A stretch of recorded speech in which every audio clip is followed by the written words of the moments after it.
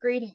My name is Kate Rademacher, and I'm delighted to be here today with the Reverend Dr. Luther Smith, who I had the true honor and pleasure of meeting in person earlier this year when we were in Atlanta together at an event with Writing for Your Life.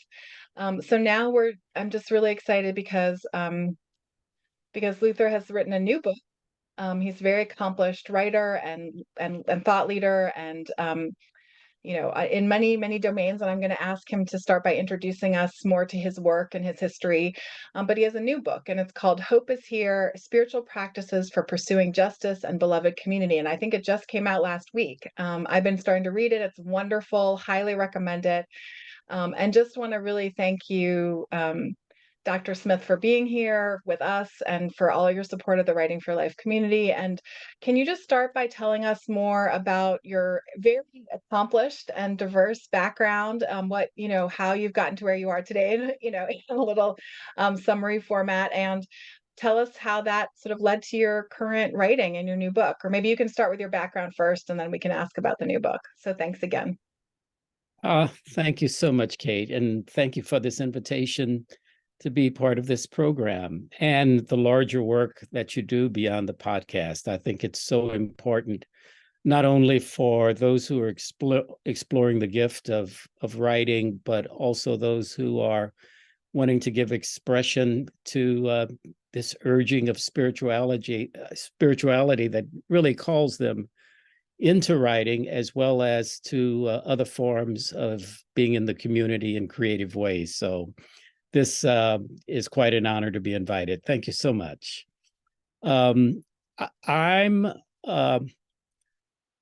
primarily understood in terms of the teaching career that I've had at Candler School of Theology, Emory University in Atlanta, Georgia, where I taught for 35 years as professor of church and community.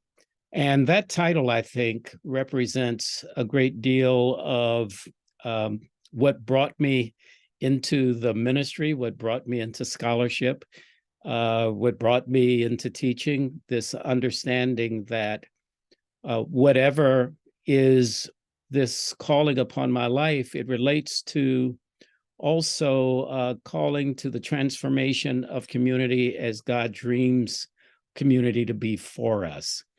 And so all of my years have in some way been deeply involved, not only in teaching and scholarship and speaking, but also in being active in the community in ways that I felt were responsive to, in some way, attending to this dream of beloved community. My early scholarship, and it really has continued through the 35 years of teaching at Candler, and now the additional 9 years since I've been retired from Candler. That scholarship was on Howard Thurman, who I think is one of the seminal 20th century mentors for us in spirituality. I say 20th century just discussing his time frame, but also I think someone whose insights, whose commitment, whose witness really serves us not only in the 21st century, but beyond. A number of years ago, I was asked to write an article for a publication that was identifying 30 of the most influential texts in Christian spirituality. And the editor had identified Howard Thurman's Jesus and the Disinherited. I felt that was so appropriate. And Thurman's work, of course, goes far beyond that. But he's had such a significant influence on persons who have been deeply involved in social change, especially in the civil rights movement, as well as tending to the personal spiritual life, that I think Thurman is one of those persons who is needing to be announced to this current generation increasingly. And I'm just really delighted to see that this is happening through documentaries, through books. When I began, there was very little of this, and it's one of the motivations I had for writing about Thurman. And Thurman also, I perceive as a mentor for my own spiritual insights, along with my own family background that I think so resonates with Howard Thurman's spirituality. So that's just in capsule form, a sense of the, I think, academic commitments as well as community commitments that I've had, especially in these last 25 years, focusing on how the kind of transformations we're needing to attend to in our society, especially relate to children. Well, thank you for that. And I just really just so appreciate that scholarship and needing to announce Howard Thurman's work really resonates with me since, I really encountered his work maybe a decade ago and have been myself, really shaped by him and but also the larger conversation that I know has been happening around, the influence he's had as you rightly, as you put succinctly. Um, so tell us about the current book. So hope is here, exclamation mark. That exclamation mark keeps jumping out at me. Tell us about how this specific book got started, or what was the impetus for it, and how do you see it as an evolution or different from your other writing? Mm. Thank you. As I say in the preface of the book, I really trace my focus on hope back to a conversation I had with my father, who, after attending the worship service at our church, this was not a service that I had attended, but after attending it, he was so startled to have heard the preacher using 1 Corinthians 13 conclude that out of faith, hope, and love, perhaps in light of the current crises we were experiencing both nationally and internationally, perhaps the greatest of these is hope. He had never heard that conclusion from a minister. I had never heard that conclusion. And it really led me to be asking the question, so what is this greatness of hope that we perhaps have been missing this whole time? I never have been interested in talking about which is the greatest, hope, love, or faith, but really to focus on the greatness of hope and to try to understand that deeply. And it's a question that I think over the last 50 years of my life, I've been in some way engaging as I've been in deep moments of grief about realities in our society, realities in the world, about the aspirations I hear people have.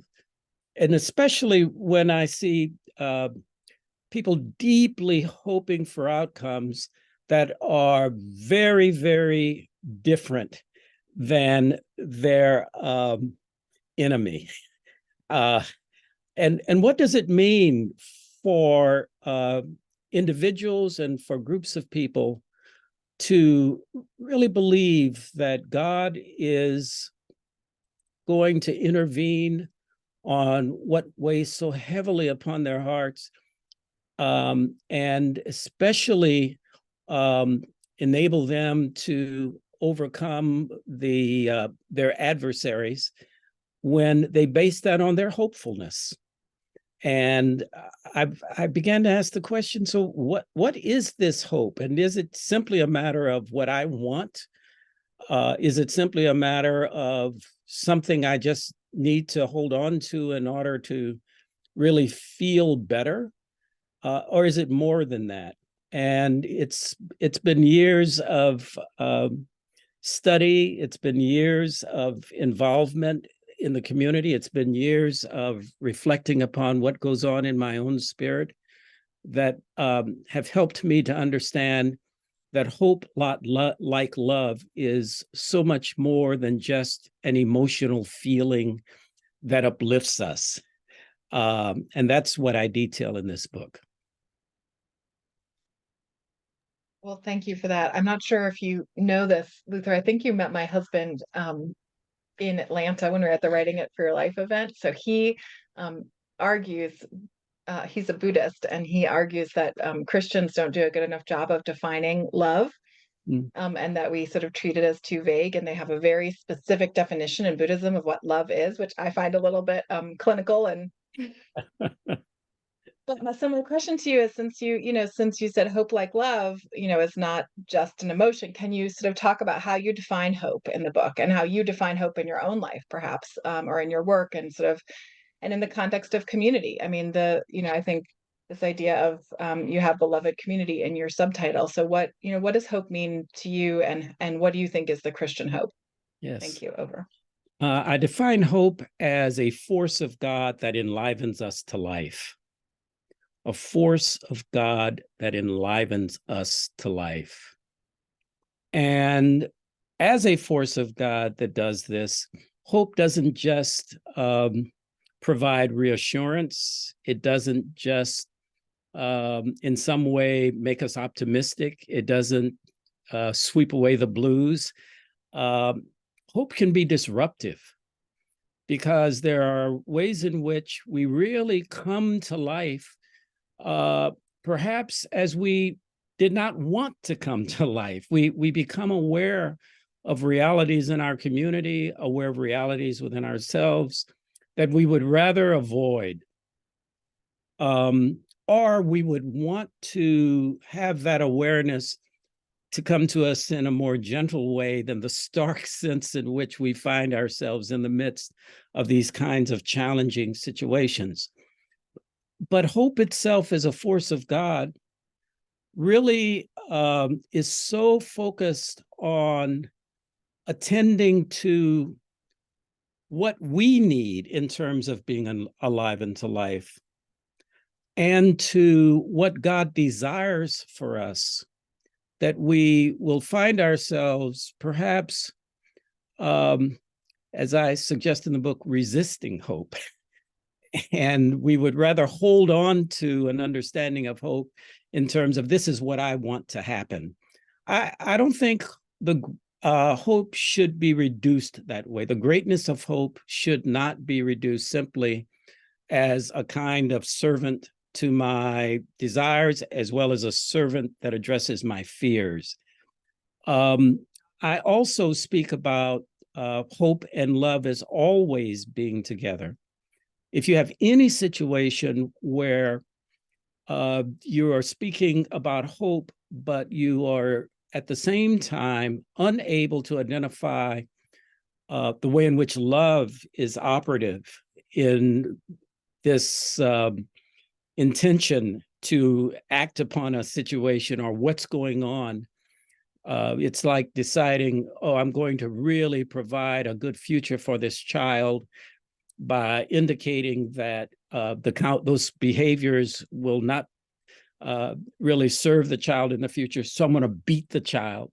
The idea that somehow or another you can hope for a better future and drop the need for love, as if, well, maybe the child will understand in the future that this was an act of love, when from the child's perspective, the child may have just gone through a most traumatic experience that is never forgotten and is always only interpreted as an oppressive, dominating, injurious way in which one was dealt with in terms of punishment.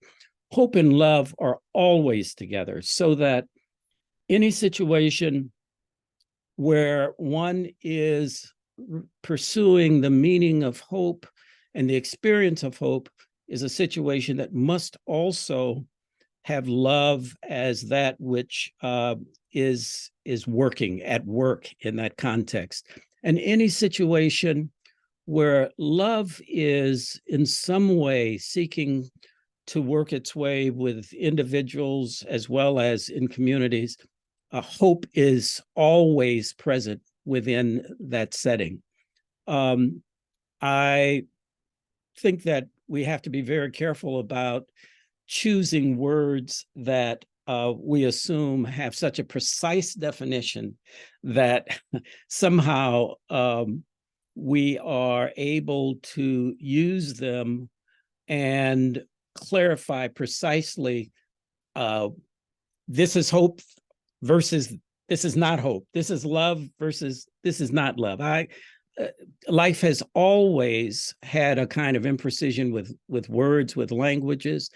Love itself has been understood primarily in romantic ways, sometimes only understood in terms of matters of what I want. And oftentimes, God's sense of love has evaded us when we've dealt with enemies, for example. Or God's sense of love has evaded us when we have found ourselves in deep grief and we've wondering, how could we be here? And God gets called into question, not only in terms of does God exist, but the whole question as to if God exists, how can God let such things happen? So we struggle with these words of love and hope, but I think the greatness of love and the greatness of hope are always operative together. And in part, the spiritual disciplines, which are part of this book, is to help us to deepen that understanding.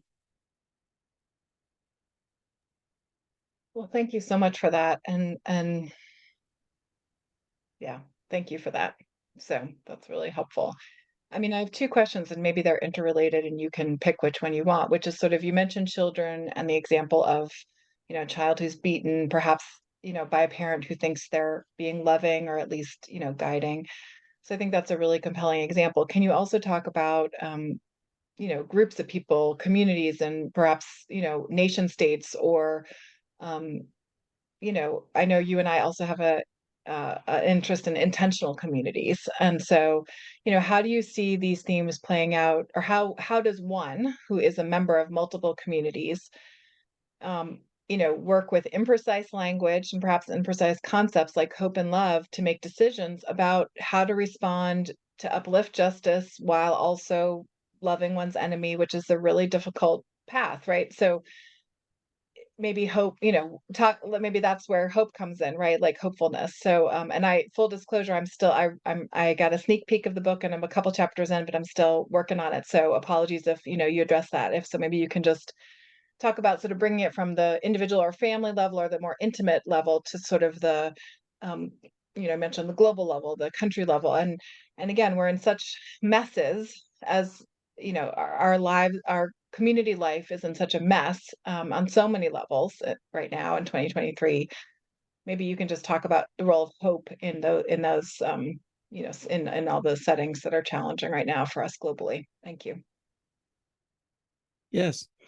Um, Taking a look at what is occurring in the nation in terms of public policy, and the way in which I have heard politicians express a position where they declare this shows fiscal responsibility. This will, in some way, keep people from being dependent on government by what I'm proposing, and that the money that we'll save will either go for military needs or businesses that will produce jobs or keeping more money in the pockets of people. I'm fine at hearing all of those kinds of positions, but the question that I've always had is, what will this mean for the children who are not getting the basic nutrition they need for survival as well as for thriving? And how are they left out of any of the explanations about fiscal responsibility? Where is the love in that kind of analysis and that kind of conclusion? And how are we to be looking at the future with a sense of hope flourishing when love is absent in the kind of uh, solution or that is being projected. It's to me, it's always there is the practical question, the pragmatic question about how love flourishes with the decisions that are to be made. It's another example would be what we are experiencing with persons who are wanting books to be banned from children in classes because they believe it will make too many of the children either turn against seeing their nation in an ideal way, or the children will begin to feel uncomfortable, perhaps negative about their own identity. And my question, and I believe it's truly a loving question, what does it mean to withhold truth about our history?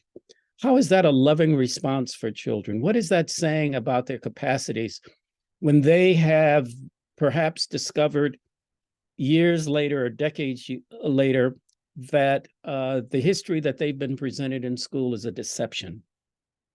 How is that, which I think is actually lying about our history, serving our children and serving the nation? And what does it say about the kind of adult responsibility there is for seeking to provide reality to children in ways that form them, not just in terms of our, let's say, the adults' emotional tenderness or fragility, but in terms of what it means to build up children who can really move into the future, understanding the truth, understanding what it means to grieve about realities of history, and choosing to not make the future simply replicate the errors of the past.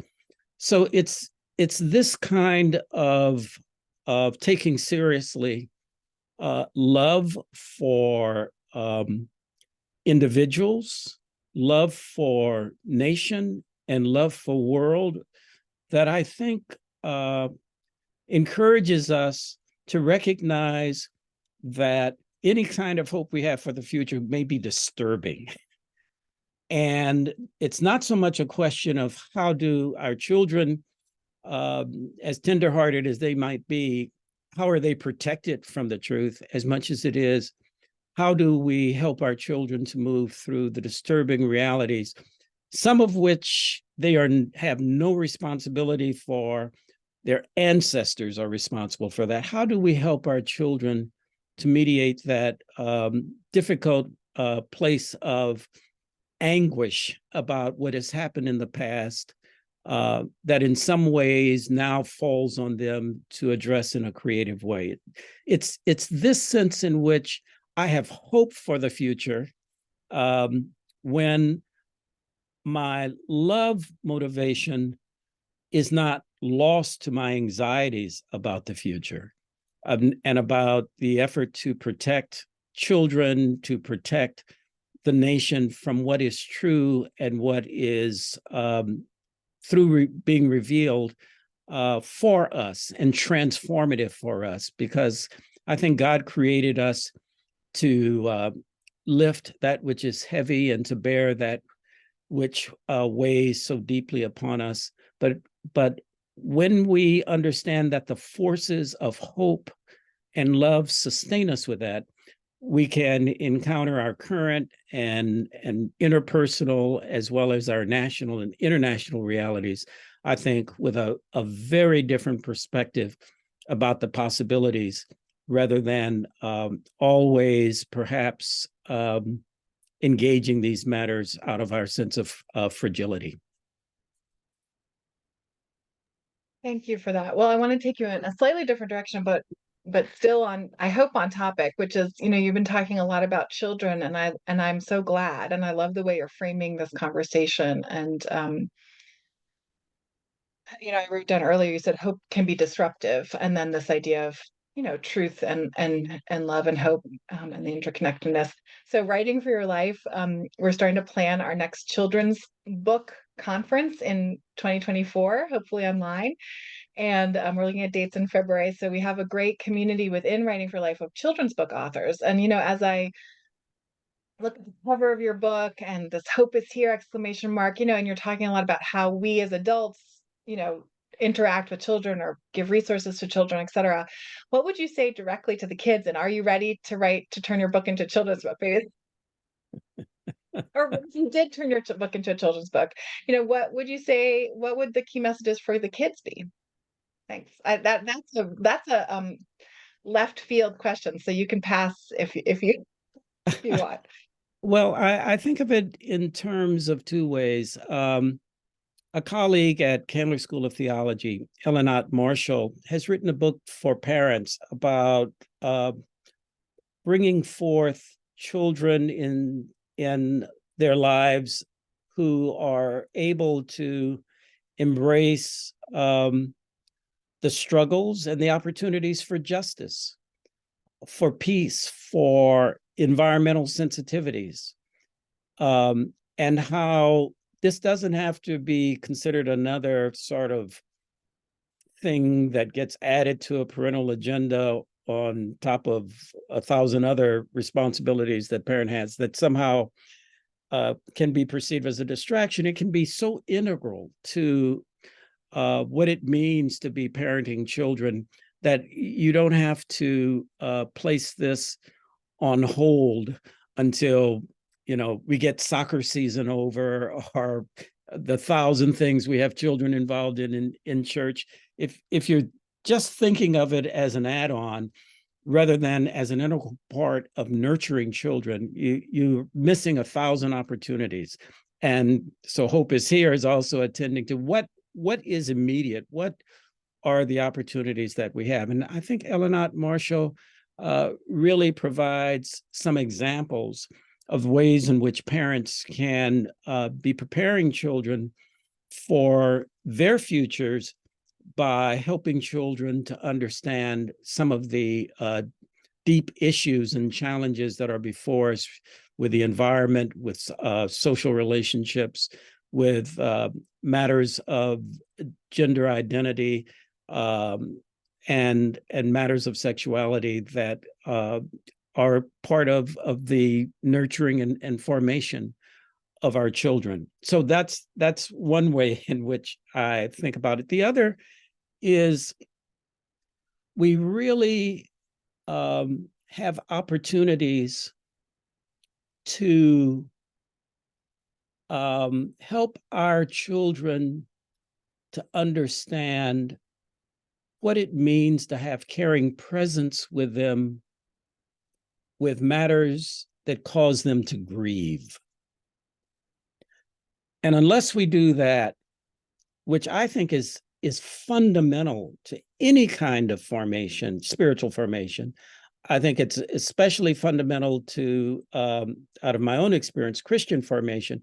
If we are not helping our children to know our presence and our capacities in realities that cause them and us to grieve, I think our children are likely to be very unprepared for the future, because they will face 1,000 situations of grieving when we are not present. And if they've not had resources for moving through a grief process with a sense of capacity, I think they will not only feel unprepared, they may begin to resent so much of their life that has led them to be unprepared. So it really can be an opportunity for our children, for example, to understand that what are the hardships that people who are homeless face? And what does it mean for you to be there to help serve food to those for whom this may be their only meal of the week? What does it mean for you to understand how there are so many who are struggling with mental health concerns how might we talk about that so that you're not just so, in some sense, feeling alienated from these individuals, and the only reaction you might have is that of fear, that you find yourself growing up in some sense thinking that the only response to make to these individuals is distance, because that doesn't end with simply those who are homeless or who have odd behaviors on the street. That carries over with people who do not look like me. Uh, they do not look like me by way of race. They are not like me in terms of language. They are not like me in terms of country of origin. They are not like me in terms of religion. They are not like me in terms of gender identity. Our failure to truly help children to be moving through these matters of dealing with those whose identities are very different than our own, I think is something that needs to occur early in life. And I have seen it happen in a creative way. In large communities, for example, which focus upon persons with intellectual disabilities, I've seen children 3 and 4 years old have been around persons with intellectual disabilities and have such an at easeness in the household with them, and knowing their limitations, knowing needs, and and having a sense of them, not just in terms of their behaviors, but their names, and what can be received from them in terms of care, as well as what can be given to them in terms of care. Our children are not only resilient in terms of so many things that can be disturbing for life. Our children can be, I think, in some sense, hungry for experiencing a greater fullness, which at times includes even death that is very close. And when they've known in some way a caring presence that is able to provide them a sense of companionship, a sense of readiness to live with questions about what is going on, rather than having to provide a kind of answer that we believe is what children want, rather than simply to know that we're with them, with not being able to explain why so many things happen in this world. I think all of that can be the greatest gift that we can be with our we can offer to our children, the sense in which life, as we know it to be, is that which they can engage, and to be providing resources for that, but that which they can engage in its fullness, and not only move into the future with a sense of being protected. That I think is really, for me, what is crucial for parents, what is crucial for the institutions that form children. It's crucial for the church, which I think too often wants to construct a reality that it believes children must, in some sense, live in order to be protected from the larger realities of the world. And we should not simply think of the harsh realities of the world as falling upon children who have no choice but to deal with it, such as the war that we now have going on, the wars we have going on throughout the world. No, it's not just for the children who find themselves in these situations of conflict, and the rest of the children must be protected, because we must help our children so that as they become aware of these situations, they are not overwhelmed by even the realities of hearing about them, much less the realities of being involved in them. Well, thank you so much for that. Um, I know that we're running on time, short on time. So I just want to, circle back to something we were talking about before we started recording was we were talking about the dedication to the book. And maybe you can just talk about, I think you said that the book is dedicated to your wife, and just, how do you live out hope in your own personal life and your family life, and especially when there's so much to be discouraged by?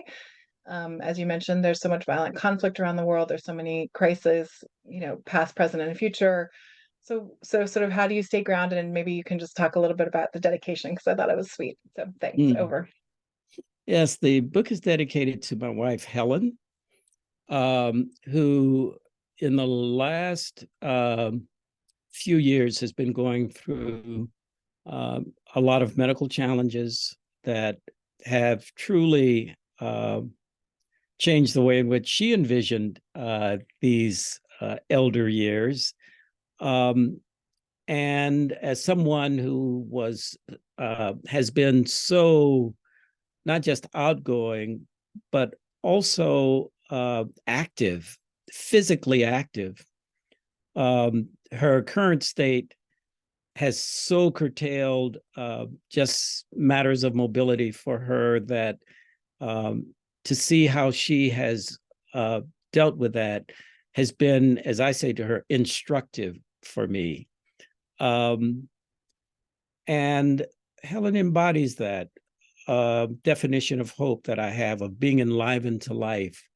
She refuses to separate herself from relationships that really just bring forth the spirit that I have known her to have for all the decades I've known her. She even refuses to have the pain to cancel who she is as a person. And it's not ignoring the pain. It's identifying the pain. It's grieving the pain. It's in many ways, it's certainly acknowledging the pain, but it's refusing to have the pain to ultimately define her. And I have known that throughout the years with family members. My father, my father had Parkinson's, and I will remember he loved to work the yard, and I remember keeping an eye on him as he worked in his yard. And the next time that I went to the door to check on him, he had fallen over in the flowers. And I went outside and I said, "Chief," this was a kind of a nickname I occasionally would use. I said, "Chief, what happened?"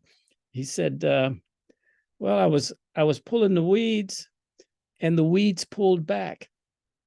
And we both laughed. We laughed, but this is how my father moved through some difficult days and years. And just one other example to close with. You asked for things that are very personal, intimate for me, and transformative. My sister, when she was dying, and I was by her bed, and she was at a point where she really could not talk. And Elaine was always just a very hospitable person. I did not know anyone who was, for Elaine, someone who she wouldn't welcome. And there beside her bed as she was dying, she could not talk. And many of us were wondering if she could even hear our expressions as this is your last time to be able to say whatever is upon your heart. And we're doing that. And someone asked, "I wonder if Elaine can hear us," because there were no indications that she could hear us. She wasn't reacting. And then someone noticed that whenever anyone new entered the room, Elaine would lift her head and try to turn with this effort to bring forth a smile on her face. And, if you're dying, if there's any time that you don't have to show any kind of gesture of welcome, that surely is the time. But Elaine, this is how she was, even in her dying moments, the kind of person who welcomed, who greeted, and her whole body was given to this effort. It's those kinds of examples that instruct me. These are mentoring advantages that I've had in a very close way, but I see it. I just see it among friends. I see it in the larger world in ways that I believe if we take seriously what it means to sustain the work of hope in our lives, if we understand that there are practices that are for us, not to just know about, but to in some ways exercise in our lives in a very daily way, then I think we will find ourselves so less intimidated by what are not only world events, which can be horrific, but we will find ourselves a lot less intimidated by the loss of our own capacities in so many ways that it can be related to illness or aging or broken relationship, or even perhaps the anticipation of a future that will not come to be because of whatever factors. There's a capacity that we have, and I believe it's a God-given capacity, to be a people who live in hope and love in whatever circumstance we find ourselves, except, I say in the book, except if we feel utterly abandoned, if there is just no sense of companionship or no sense of presence to be supportive, except for utter abandonment, I think hope and love are always available to us in ways that we can be alive to life and to feel a kind of aliveness, even in the most terrible situations, as well as the most joyous ones. Well, thank you for that. And I just want to say I'm feeling so much more hopeful after this conversation. So that's a huge gift. And I'm so glad that we had this conversation, that we can share it with others. We'll be posting this link online, of course. And I just want to say thank you so much for your leadership and vision and words in many domains, the course of your life and career. And now for this book, I'll read the title again. I don't know if you have the book, you can maybe hold it up. Hope is Here, Spiritual Practices for Pursuing Justice and Beloved Community. It came out. There it is. Luther has it. Here, you have to say something so the camera goes back to you. Maybe you can hold it up as you say goodbye. But I'll just say, I know it's on Amazon and you can get it from all booksellers. You can order it from your local bookstore. Hope is Here. And thank you so much, Luther. This has been such a great conversation. So really appreciate it. Thank you. I am so honored and delighted to be with you. And blessings as you continue to talk about the book and talk about these themes. Because again, I think I was just talking with a colleague the other day. We need hope. We need hope. So thank you for your book and for your ministry. Thank you. Goodbye. Thanks.